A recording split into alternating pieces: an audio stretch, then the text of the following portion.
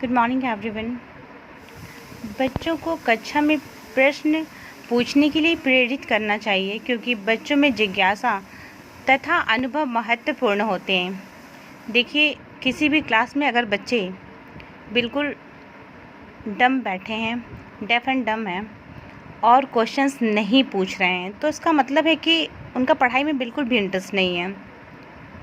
और इस इंटरेस्ट को उनमें कैसे जगाना है, ये शिक्षक का काम है। स्टडी को कैसे इतना इम्प्रेसिव बनाया जाए कि बच्चों का ध्यान सिर्फ टीचर पर और उसके टॉपिक पर जो कि वह पढ़ा रहा है, जिस भी विषय में वह पढ़ा रहा है, उस पर ध्यान केंद्रित हो जाए। यह काम सिर्फ एक शिक्षक ही कर सकता है। तो इस तरह के विषयों को लाना, बच्चों में जिज्ञासा उत्पन्न करना, यह एक शिक्षक का काम है। शिक्षक की वाणी इतनी इम्प्रेसिव होनी चाहिए और उसमें ऐसा भावों का समावेश होना चाहिए कि वो अपने भावों से, अपनी भावनाओं से, अपनी वाक्य पटुता से पूरी क्लास को बांध सके, एक साथ समन्वय उनका कर सके और सारे बच्चों का, सारे छात्रों का ध्यान अपनी ओर आकर्षित कर सके, उस विषय की ओर आकर्षित कर सके जिस विषय पर वह पढ़ा रहा है, जिस विषय पर वह व्याख्यान दे रहा है।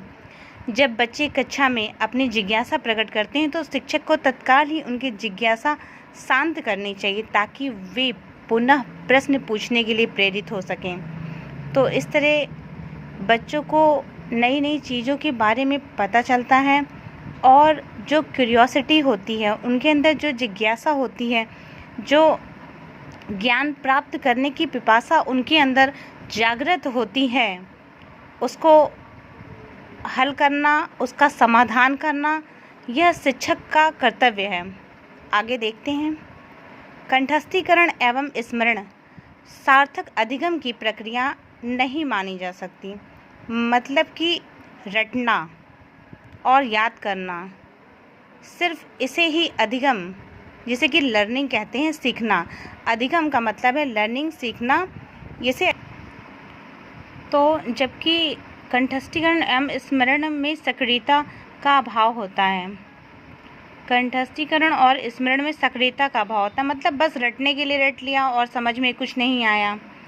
तथा व्यवहार परिवर्तन को भी प्रत्यक्षता प्रभावित नहीं करता और इससे व्यवहार परिवर्तन भी नहीं होता है, क्योंकि आपने चीज़ों को रट लिया है। बस आपको एग्ज़ाम में लिखना है, इसलिए आपने रट लिया, आपको चीज़ें समझ में नहीं आई हैं। और जब आपने रटा है तो आप जाहिर सी बातें भूल जाएंगे। और जब आपने चीज़ों को समझा है, आप उसे अपने शब्दों में बनाकर लिख सकते हैं, आप उसे अपने वाक्यों में बनाकर लिख सकते हैं उस आंसर को। तो बेसिकली शिक्षा का या अधिगम का जो फोकस होता है वह समझने पर होना चाहिए। दूसरी ओर पुनरावृत्ति व अभ्यास, निर्देशन एवं संचालन तथा अन्वेषण एवं पारस्परिक क्रिया में सक्रियता निहित होती है तथा सार्थक अधिगम में महत्वपूर्ण भूमिका निभाते हैं। दूसरी ओर पुनरावृत्ति एवं अभ्यास, पुनरावृत्ति हमें करनी पड़ती है, बार बार अभ्यास करना पड़ता है उन चीज़ों का। निर्देशन एवं संचालन तथा अन्वेषण, और शिक्षक के निर्देशन में, उनके संचालन में और नई नई चीज़ों के अन्वेषण करने से पारस्परिक क्रिया से सक्रियता आती है और सार्थक अधिगम होता है।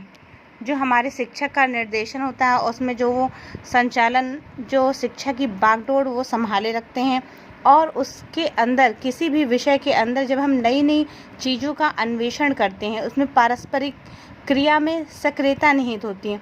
तो जब इन सभी चीज़ों को मिलकर हम शिक्षा करते हैं तो उसमें सार्थकता आती है और उसमें सक्रियता निहित होती है, और यह सक्रियता और सार्थकता अधिगम में महत्वपूर्ण भूमिका निभाते हैं। नेक्स्ट, तो मिलान देख लेते हैं क्या है। प्रतिभाशाली बालक का मिलान होता है शीघ्रता से एवं स्वतंत्र रूप से सीखने की योग्यता। जो प्रतिभाशाली बालक होता है, जिसकी बुद्धि लब्धि 140 तक मानी जाती है, 140, अधिगम उसमें शीघ्रता से एवं स्वतंत्र रूप से सीखने की योग्यता होती है। अब आपने देखा होगा जनरली क्लास में कुछ बच्चे बहुत तेज़ होते हैं, बहुत फास्ट होते हैं, तो उस तरह के बच्चों को ज़रा सा भी कुछ बता दो तो 10 गुना खुद ब खुद आगे बढ़कर करने की क्षमता व योग्यता रखते हैं। तो इस तरह के बालक शीघ्रता से एवं स्वतंत्र रूप से सीखने की योग्यता रखते हैं, वो प्रतिभाशाली बालक कहलाते हैं। अधिगम आसक्तता, धारा प्रवाह पढ़ने में कमी। अधिगम आसक्तता का मतलब है कि हमारे धारा प्रवाह में कमी है, हम उतनी फ्लुएंट स्पीच के साथ नहीं पढ़ पा रहे हैं और उसमें आसक्तता आ रही है, हमारी लर्निंग में प्रॉब्लम्स आ रही हैं, हमारी धारा प्रवाह, हमारा फ्लो उस लेवल का नहीं जिस लेवल का होना चाहिए। तो यह प्रैक्टिस के थ्रू, अभ्यास के थ्रू, निरंतर अभ्यास के थ्रू ही हमें प्राप्त होगा। सृजनात्मकता, मूल समाधानों के बारे में सोच सकते हैं। तो सृजनात्मकता, इसमें हम किसी भी विषय पर उसके मूल समाधानों के बारे में सोचते हैं। बेसिकली ये होती क्या है कि क्रिएटिविटी, खुद से नई नई चीज़ों का निर्माण करना और बेसिकली किसी समस्या के हल की तरफ उस बालक को प्रेरित करना। अवधान की कमी, आसानी से विचलित होने की आदत है।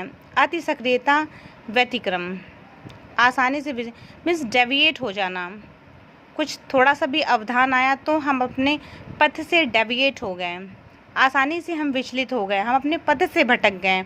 हमारा मेन पर्पस क्या था कि हमने क्या गोल सेट करे थे, हमने क्या डिसाइड किया था अपनी लाइफ में, उससे भटक जाना, अपने बेसिक एम से भटक जाना।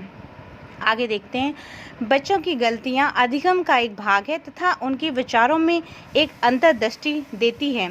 बच्चे सीखते समय गलतियां करते हैं, ये गलतियां खिड़की के समान होती हैं जो अधिगम में आने वाली कठिनाइयों की जानकारी शिक्षक को उपलब्ध कराती हैं। शिक्षक इन कठिनाइयों को समझकर उनको दूर करने का प्रयास करता है।